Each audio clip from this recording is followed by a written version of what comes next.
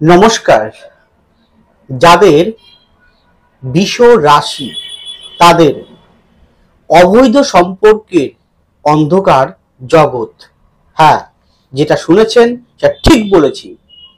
অবৈধ সম্পর্কের অন্ধকার জগৎ, লুকিয়ে রাখা সম্পর্ক কিন্তু ফল ভয়ঙ্কর সত্য। এই বিষয়ে কি বলতে চাইছি এবং খুবই গুরুত্বপূর্ণ আপনাদের জীবনে চলার পথে বিষয়টি জানাটা অত্যন্ত প্রয়োজন। আমি দায়িত্ব সহকারে বলছি, এই বিষয়টি আপনারা প্রত্যেকেই শুনুন। একজন ইয়ং জেনারেশন থেকে শুরু করে একজন প্রাপ্তবয়স্ক যে কোনো মানুষ বিষয়টি একটু মন দিয়ে শুনুন। বিষয়টি যথেষ্ট গুরুত্বপূর্ণ। বর্তমান সময় যেমন গুরুত্বপূর্ণ, ভবিষ্যতেও গুরুত্বপূর্ণ। কি সেটা কি বলতে চাইছি জানতে হলে থাকুন শেষ পর্যন্ত আমার সাথে। সুতরাং প্রোগ্রামটি কন্টিনিউ করার পূর্বে আমার পরবর্তী প্রোগ্রামগুলোকে অতি সহজে পাবার জন্য আমার চ্যানেলটিকে সাবস্ক্রাইব করুন এবং পাশে থাকা বেল আইকনটি অবশ্যই প্রেস করবেন। আসুন তাহলে শুরু করা যাক আজকের মূল আলোচ্য পর্বে। দেখুন, বিষকে কেন বললাম, কেন বিষর অধিপতি হচ্ছে শুক্র, যে কামনা বাসনা ডিজায়ার লালসাকে রিপ্রেজেন্ট করে, মানে একে প্রভাবিত করে বা এর কারকতা বহন করে। তাহলে সব বিষর কি এইরকম সম্পর্কে লিপ্ত হবে? তা কখনোই হতে পারে না। তাহলে কাদের হবে বলবো। দেখুন, যে কোনো সম্পর্ক একটা পবিত্র বন্ধন, যা স্বয়ং সৃষ্টিকর্তা আমাদের জীবজগতে দিয়েছেন। সে সম্পর্ক যদি হয় পবিত্র, তাহলে সেটা অমর প্রেম হয়। সম্পর্ক যদি হয় পবিত্র, সেটা অমর প্রেম হয়। আর সম্পর্ক যদি হয় অবৈধ, সেটা সমাজের চোখে, নিজের কাছে, নিজের পরিবারের কাছে, নিজের প্রিয় ব্যক্তিটির কাছে মুখ দেখানোর জায়গা থাকে না। বদনাম অবধারিত করবেই, আজ না হোক কাল। কারণ সত্য কখনো চাপা দিয়ে রাখা যায় না। সত্য উদ্ঘাটন, সত্য প্রকাশিত হবেই হবে। এটা প্র্যাকটিক্যাল অভিজ্ঞতা আমার, এবং দেখেছি আজকে 15 বছর অভিজ্ঞতা স্বরূপ, এবং আমি জানি এটা। তা সেখানে দাঁড়িয়ে আপনি একজন ইয়ং জেনারেশন, বিবাহ করেননি, কাউকে ভালোবাসেন, কিন্তু যাকে ভালোবাসেন সেই গোপনে লুকিয়ে কারোর সাথে হয়তো অবৈধ সম্পর্কে লিপ্ত। মানে আপনি একজনকে ভালোবাসেন, আপনার দিক থেকে আপনি পবিত্র, কিন্তু সে ব্যক্তি, তার মধ্যে কামনা বাসনা এতটাই পরিমাণে তীব্র আকার রয়েছে, সে অন্য কারোর সাথে গোপনে অবৈধ সম্পর্কে লিপ্ত, মানে তৃতীয় ব্যক্তির প্রবেশ গেল।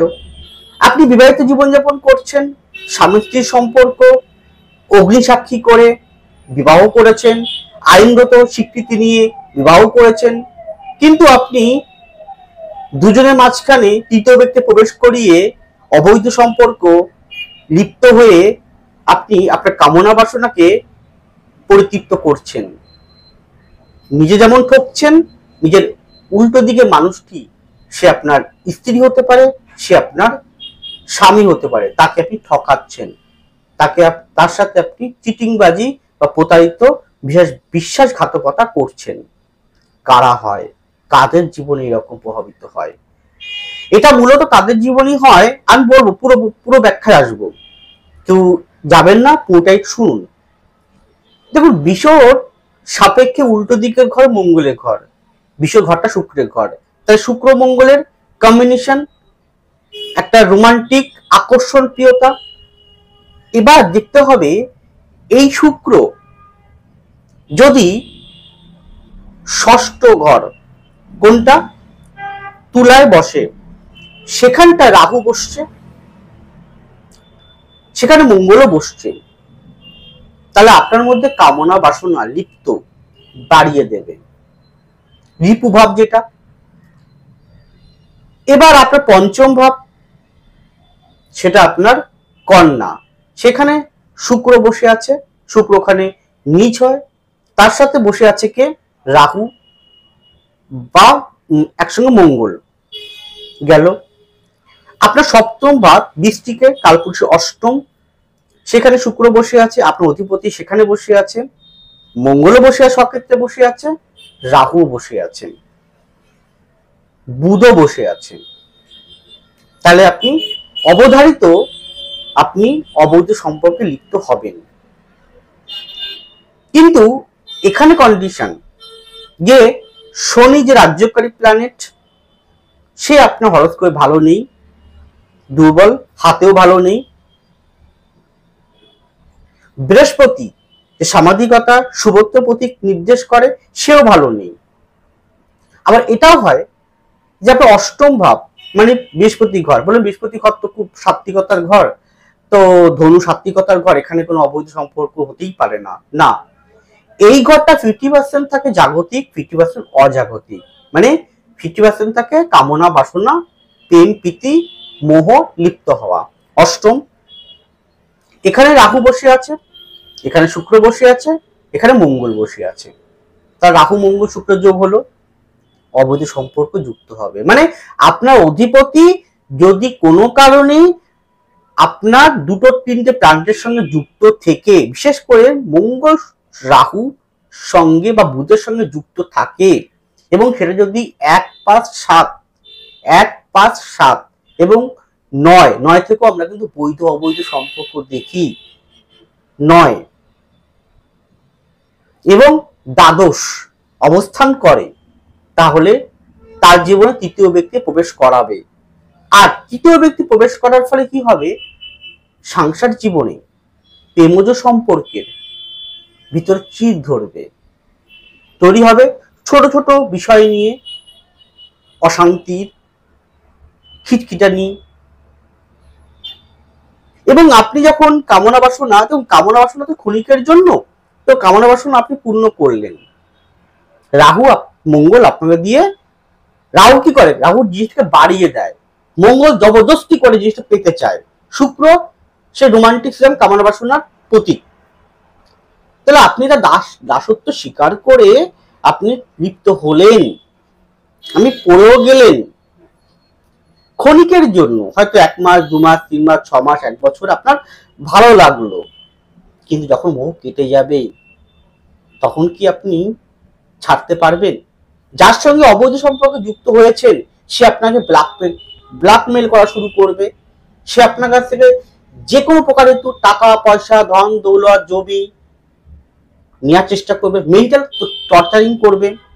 কারণ সে ভাববে যে আপনার স্বামী স্ত্রী থাকার তার সাথে সম্পর্ক করেছেন, তাহলে সেও তো ছেড়ে দেবে না, সে তো আবেগে লাগবে, ইগোতে লাগবে, তখন তৈরি হবে অশান্তি। তখন আপনি সাংসারিক জীবনও পাবে, মানে মারাত্মক ভয়ঙ্কর একদম ক্রিটিক্যাল সমস্যার মধ্যে পড়বেন, আবার ওই দিকটাও আপনি থেকে সমস্যা পড়লেন। তাহলে কি হলো আপনার, আপনি মেন্টাল জায়গায় আপনি ডিপ্রেশন, অশান্তির বাতাবরণে কালো ছায়া অন্ধকারও আচ্ছন্ন আপনি হয়ে গেলেন। এটাই বাস্তব, এটাই হয়। সংসার জীবন এটা এত পবিত্র একটা সম্পর্ক, যা ঈশ্বর স্বয়ং সৃষ্টি করেছেন সংসার জীবন। আর আমাদের ঋগ্বেদে উল্লেখ আছে 4টে বেদে, 4টে ধর্মের, প্রথমে বাল্য অবস্থা, তারপরে আপনার ছাত্র অবস্থা, যাকে ছাত্র অবস্থা বলা হয়, তারপর সংসার জীবন অবস্থা, তারপরে বার্ধক্য অবস্থা। আমরা প্রত্যেকেই গার্হস্থ জীবনের মানুষ, গৃহস্থ জীবনের মানুষ, তাই তো? সংসার জীবন আমাদের করতেই হবে, করতেই হবে আপনাদের। তো সংসার জীবনের ক্ষেত্রে আমরা কখনো চাইবো না যে এরকম সম্পর্কে আমরা লিপ্ত হই, যার ফলে সংসার অশান্তি হোক, ভেঙে যাক সংসারটা, কি কখনো কাম্য নয় এটা। আমি এখানে আরেকটা কথা বলেছিলাম, গোপনে।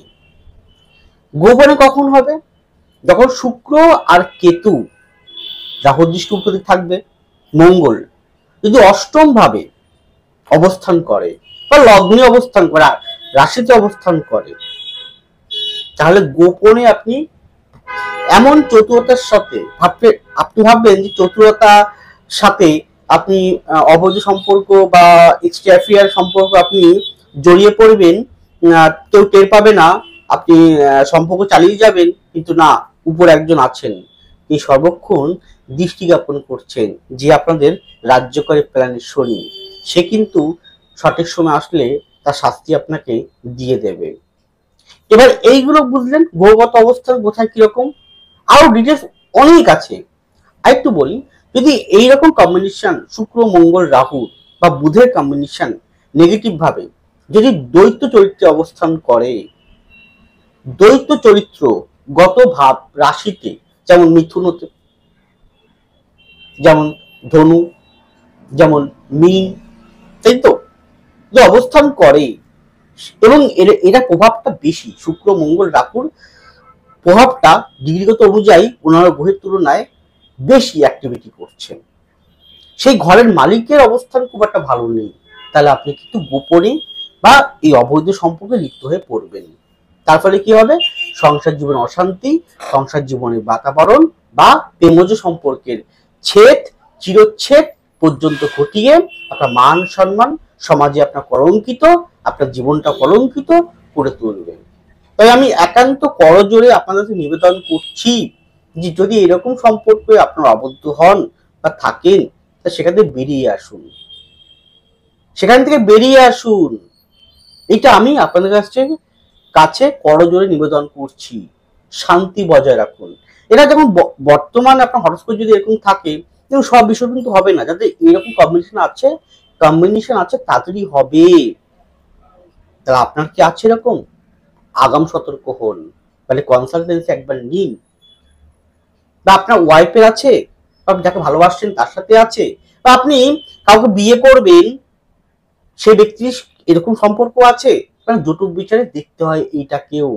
যৌতুক বিচার আমরা যখন ম্যারেজ মেকিং করি বা যৌতুক বিচার করি, তখন আমাদেরকে এই বিষয়টাও দেখতে হয় যে যার সাথে বিবাহ করব পাত্র পাত্রী, সে এইরকম সম্পর্কে জড়াবে কিনা।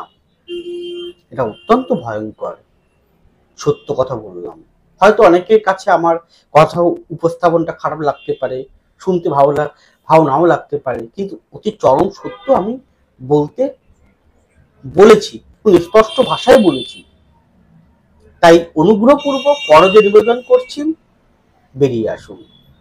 আর একবার হলো আপনারা জন্মকুণ্ডলী কাউকে দিয়ে বিচার করান। যদি আমার কথা ভালো লাগে বা আমার কথা মনে হচ্ছে আপনার সাথে কথাগুলো সত্য মনে হচ্ছে, বা আপনার যদি কোনো কারণে মনে হয় না এরকম সম্পর্কের মধ্যে আছি, বা আমার যার সাথে সম্পর্ক সে আছে মনে হচ্ছে, একবার তাহলে কনসালটেন্সি নিয়ে নিন। অবশ্যই এর থেকে বের হওয়ার রাস্তা কিন্তু আছে। সমস্যা যেমন আছে, সমস্যা সমাধানও আছে, ফাঁক রয়েছে বেরোনোর, এর থেকে মুক্ত হওয়ার, ব্যালেন্স করার জায়গা রয়েছে। আমি আপনাকে সেই জায়গাটা তৈরি করে দেবো, যাতে আপনি শান্তিতে নিদ্রাচ্ছন্ন করতে পারেন। যারা এরকম সম্পর্কে থাকে না, তারা রাত্রে শান্তিতে নিদ্রা ঘুমাতে পারে না, কোনদিন পারে না, একদম কনফার্ম বলছি। হ্যাঁ, আপনি একবার হলো কনসালটেন্সি নিন। তার জন্য কি করতে হবে, স্ক্র্যাচে ফোন নাম্বার, ডেসক্রিপশন বক্সে দেওয়া আছে ফোন নাম্বার, যোগাযোগ করুন। আপনারা প্রতি রবিবার দক্ষিণেশ্বর বালির নিমতলা চেম্বারে পেয়ে যাবেন। আসুন, একদম মন খুলে কথা বলুন, আপনাদের পথ দেখাবো, এই গ্যারান্টি দিলাম। মন খুলে কথা বলুন। আর যদি চেম্বারে না আসতে পারেন, তাহলে অনলাইন বাই ফোন কনসালটেন্সিও অ্যাভেলেবেল রয়েছে, সেটাও আপনার জন্য খোলা আছে। আসুন, দেখা হবে, কথা হবে, গল্প হবে, সঠিক পথ দেখানোও হবে। ভালো থাকুন, সুস্থ থাকুন, এগিয়ে চলুন। নমস্কার, জয় মা তারা।